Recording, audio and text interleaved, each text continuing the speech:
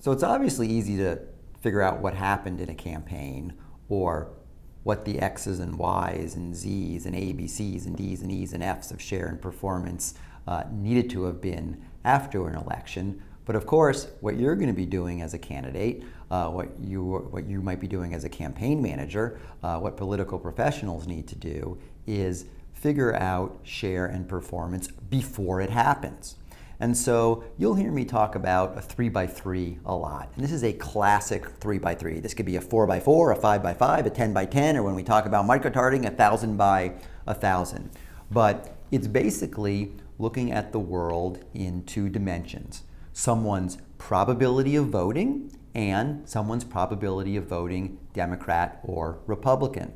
So we have different bins of voters: high probability voters, medium probability voters, and low probability voters. Across the columns we have whether they're Democrats, whether they're independents, or whether they are Republicans. So that creates 9 different categories. Now this could be a 4x3 where you add 0 probability, or you add other nuances, other more discrete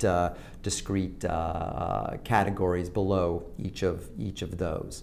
But whether it's a 4x4 or a 5x5 or a 3x3 here, the concept is the same.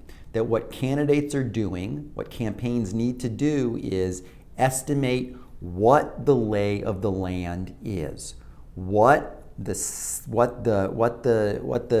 look of voters is before a campaign starts in terms of their probability of voting and their probability of voting for a Democrat or Republican, their probability of voting for them or their probability of voting for the other side's candidate or for their opponent.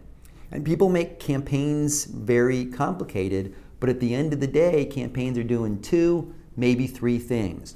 They're trying to get lower probability voters who they are confident are going to vote for them. They're trying to convince them they're going to vote. So if you're a Democrat, what you're trying to do is get those low probability and medium probability voters and move them up the ladder to be higher probability voters. If you're a Republican, you're doing the opposite on the mirror image. You're trying to get those low probability Republicans and medium probability Republicans to be higher probability voters. It also increases their incentives to discourage or demobilize the opposition's supporters through attack advertising that focuses on the negative aspects of the other candidate.